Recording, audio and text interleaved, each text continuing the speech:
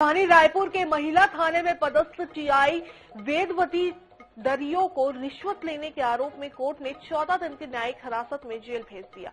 ACB के मुताबिक पीड़िता प्रार्थी प्रीति बंजारे 4 महीने से अपने पति के खिलाफ दहेज प्रताड़ना की शिकायत कर रही थी। इस मामले में पहले काउंसलिंग हुई लेकिन सुलह नहीं हो पाई।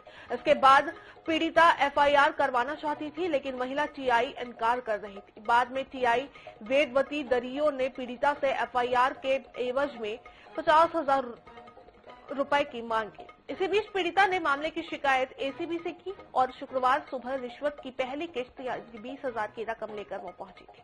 ट्रैप करने के लिए एसीबी के डीएसपी, निरीक्षक और सिपाही पहले से तैनात थे। जैसे ही पीड़िता से रकम महिला टीआई ने लिया, एसीबी ने तुरंत उसे रंगों हाथ पकड़ लिया।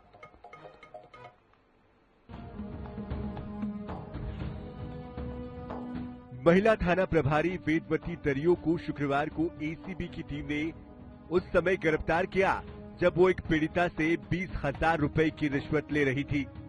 बताया जा रहा है कि पीड़िता प्रीति बंजारे बीते 4 महीने से अपने पति के खिलाफ दहेज प्रताड़ना की शिकायत कर रही थी। इस मामले में पीड़िता और उसके पति की काउंसलिंग कराई गई लेकिन दोनों के बीच सुलह नहीं हो पाई, जिसके चलते पीड़िता इस मामले में एफआईआर करवाना चाहती थी लेकिन महिला टीआई ने एफआईआर के एवज में 50,000 रुपए रिश्वत की मांग की। बाद में दोनों के बीच सौदा 35,000 रुपए में तय हुआ था। इस बीच पीड़िता ने इस मामले की शिकायत एसीबी में कर दी और शुक्रवार की सुबह रिश्वत की पहली किस्त 20,000 की रकम लेकर वो पहुंची। वेदवती दरियो को ट्रैप करने के लिए एसीबी के डीएसपी, निरीक्षक और सिपाही पहले से ही तैनात थे। जैसे ही पीड़िता से रकम महिला टीआई ने ली, एसीबी की टीम तुरंत हरकत में आई। एसीबी ने तुरंत महिला टीआई को हिरासत में ले लिया और उन्हें केमिकल लगे नोटों की जानकारी दी। इसके बाद जब एसीबी ने महिला टीआई से हाथ धुलवाए तो उनके द्वारा रिश्वत लेने की पुष्टि हो गई। आपको बता दें कि टीआई वेदवती दरियो साल 1999 में पुलिस विभाग में भर्ती हुई थी। उन्होंने उप निरीक्षक पद से अपना सफर शुरू किया था और 25 साल की सेवा में वो प्रदेश के कई जिलों में अपनी सेवाएं दे चुकी है। 3 साल पहले वो तबादले के बाद रायपुर आई थी और यहाँ भी कई बड़े थाने जिनमें अभनपुर, माना, राखी थाना में वो पदस्थ रही। इसके बाद उन्हें यातायात थाना भेजा गया था। फिर उन्हें महिला थाने की जिम्मेदारी सौंपी गई। महिला थाना पहुंचने के बाद से ही उनके खिलाफ कई शिकायतें मिलनी शुरू हो गई।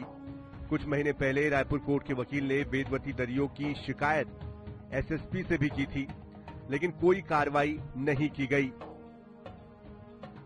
देखिए, सबसे पहले तो मैं ये बताऊं, उस महिला की मैं सराहना करता हूं जिसने इतनी हिम्मत जुटाकर उस महिला थाने टीआई के खिलाफ शिकायत की, रिश्वत मांगने की शिकायत की और एसीबी के माध्यम से उसे रंगे हाथों रिश्वत लेते पकड़वाया। कुर्सी पर जब आप बैठते हैं तो अपने पावर और पोजीशन का मिसयूज करते हैं और उस कुर्सी पर बैठ के जनता का खून चूसते हैं।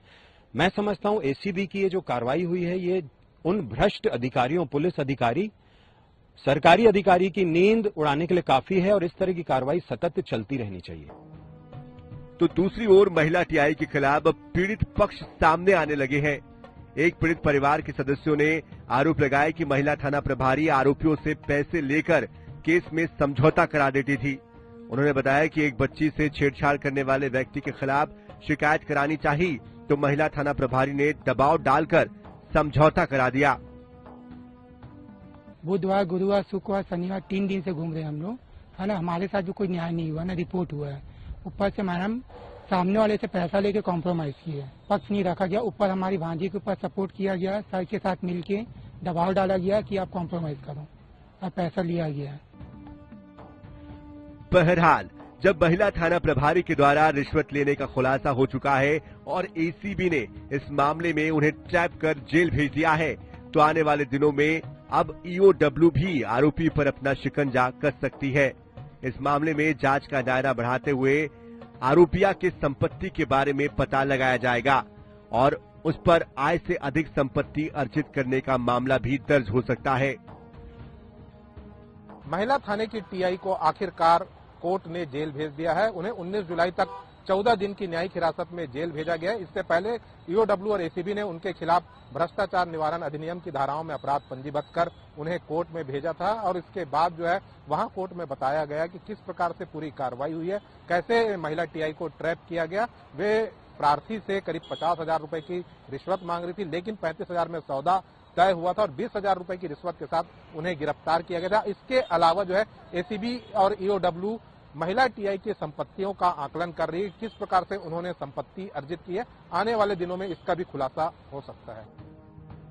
एंटी करप्शन ब्यूरो के छापे के बाद ये खुलासा हो गया है कि जिस थाने में परिवार को एकजुट रखने की जिम्मेदारी सौंपी गई थी, वहां बैठे जिम्मेदार अधिकारी रुपए के लालच में पीड़ितों से अन्याय और आरोपियों को लाभ पहुंचाने का काम कर रहे हैं। मनोज नायक, INS 24/7 रायपुर।